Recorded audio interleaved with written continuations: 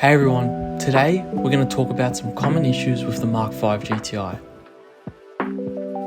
As an owner myself, I've got some tips to help you find the best Mark V out there and avoid some headaches.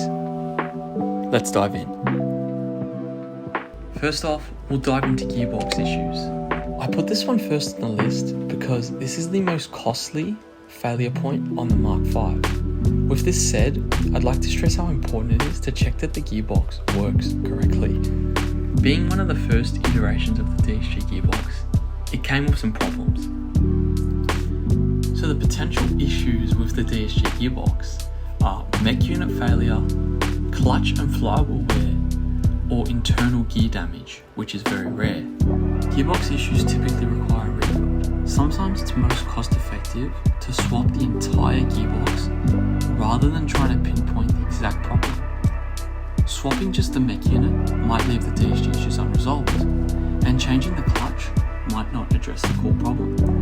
A full gearbox swap can be most practical most times, and this can be extremely expensive, anywhere from 3,000 to 6,000 Australian dollars.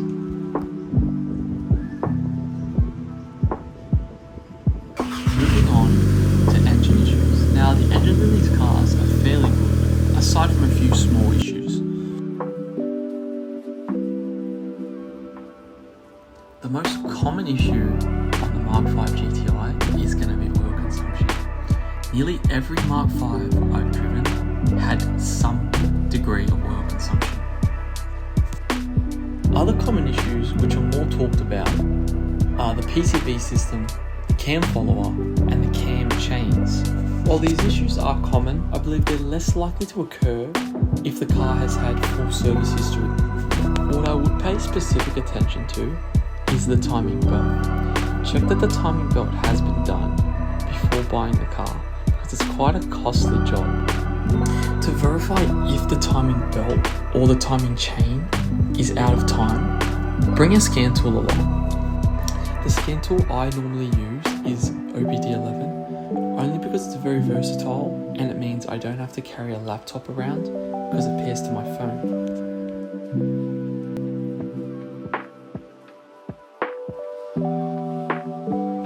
Moving on to interior issues. The most common issues I see is normally headliner sagging, faulty air conditioner, and worst of all, water leaking into the car. These are definitely going to be the most costly interior issues that you can face with this car. Aside from these issues that you can see, it's also worth using a scan tool and scanning through the car's electronics to check for any error codes. Some sellers will typically use their own scan tool to clear the faults before you inspect the car, so it's definitely very important that you bring one so you can see any hidden faults.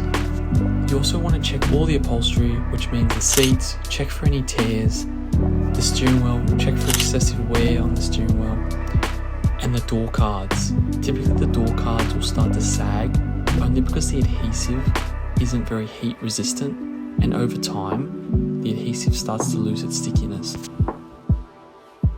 So a few miscellaneous issues that you might face are these. Firstly, brakes. You want to inspect the brake bearings, pads and discs. Secondly, we have suspension.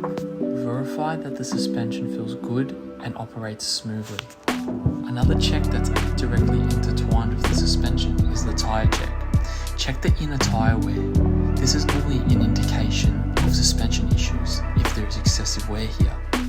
Next, check that all the lights are working, the headlights, tail lights, and the fog lights. You also want to check the trunk flip badge. Check that it works normally, because sometimes it seizes up and you can't open your trunk, which is very annoying. None of these issues are very expensive to fix, but they're just very annoying and they can add up if you have numerous of them. So it's definitely worth checking for. And if this video helps you out, consider subscribing for more car videos.